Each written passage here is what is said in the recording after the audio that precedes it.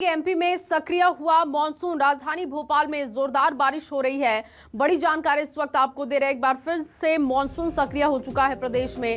मध्य प्रदेश में सक्रिय हुआ मॉनसून, बड़ी जानकारी इस वक्त।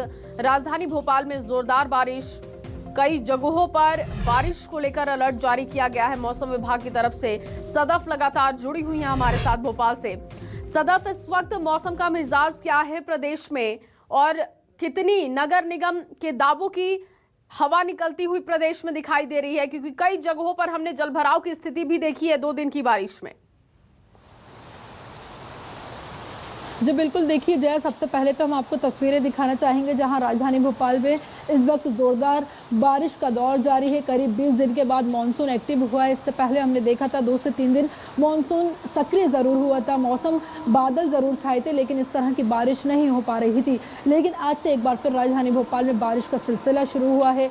अगर हम किसानों की बात करें तो उनके लिए भी एक राहत की खबर है। जहाँ उनकी धान की बोनी अब तक शुरू नहीं हो पाई थी, अब जब बारिश होने लगी है तो उनकी धान की बोनी भी शुरू हो जाएगी। और साथ ही अगर हम राजधानी वासियों की बात करें तो उनको भी गर्मी से राहत मिलती दिखाई देगी। इससे पहले गर्मी और उमस से लोग परेशान हो गए थे और अस्पतालों में भी मरीजों की संख्या बढ़ने लगी थी क्लाइमेट चेंज होने की वजह से। लेकिन अब जब बारिश हो रही है तो एक बार फिर राजधानी वासियों को भी इससे राहत मिलेगी और किसानों के लिए भी ये राहत की खबर है। वहीं अगर हम मौसम विभाग की बात करें तो मौसम विभाग ने अगले 8 दिनों तक इसी तरह की बारिश का अनुमान लगाया है।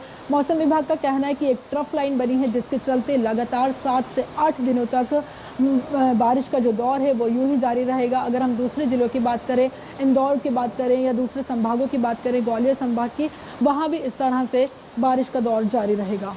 जी, लेकिन इस वक्त सबसे ज़्यादा ज़रूरी ये भी है सदफ कि लोगों को जागरूक किया जाए, क्योंकि कई जगहों से खबर ये भी सामने आ रही है कि नदी नाले उफान होने के बाद भी लोग नदियों को पार कर रहे हैं, नालों को पार कर रहे हैं, जिसकी वजह से वो अपनी जान को खतरे में डाल रहे हैं।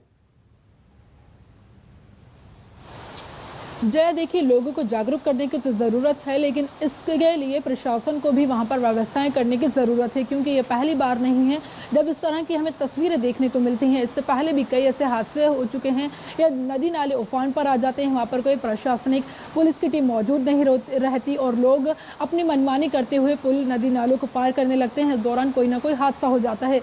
इससे पहले पिछले दिनों ही हमने देखा था जो छिंदवाड़ा में सांसद नकुलनाथ, उनकी कार भी पानी में फंस गई थी। इसलिए वहाँ पर प्रशासनिक स्तर पर तैयारियां करने की बस ज़रूरत है और कहीं ना कहीं लोगों को भी जागरूक होने की ज़रूरत है। अगर वहाँ पर पुलिस बल तैनात रहेगा या प्रशासनिक टीम मौजूद रहेगी तो वो कहीं ना कहीं लोगों को जागरूक कर सकते हैं, जिससे इस तरह के हादसे होने से भी बचा जा सकता है।